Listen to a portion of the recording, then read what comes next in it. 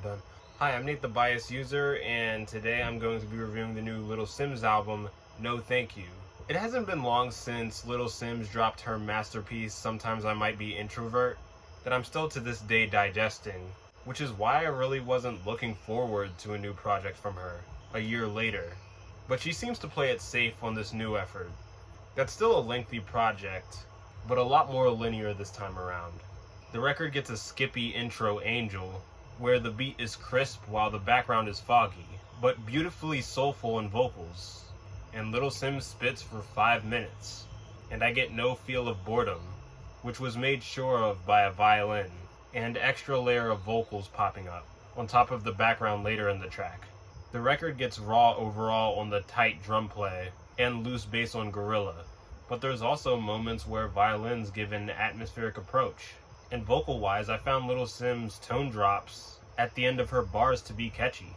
The orchestra and choir on Silhouette makes the track feel like a more peeled-off version of Introvert. But it's still a great track where the choir takes a breathtaking direction. But then there's No Merci, that I would consider to be a dud from Little Simz at its start, that gave a boring, foggy sample, with a throw-me-off hitting bass. But I guess the jazzy ending redeemed the track a little. And it takes a minute for the record to reach another low. I was loving the thickness in wooden instruments on X. And I'm not sure about this, but I get a good King Giz vibe from the high-pitched singing recurring on Broken, where oddly enough, if this isn't King Giz, it's a collab I can see happening. Good shit, but we do get Sideways, where the sample and slow drum chemistry was just a loose mess. And along with my lack of appreciation with the wavy fog on Who Even Cares, the auto-tune displayed unfortunately released one of the worst vocal performances I've ever heard from Simz.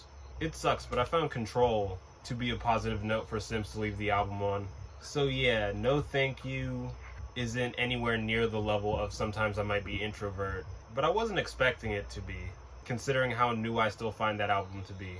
I see it as Little Simz reminding all of her fans she's not going anywhere. And an enjoyable reminder at that. And if you're eager for more Simz material in 2022, this should be more than enough.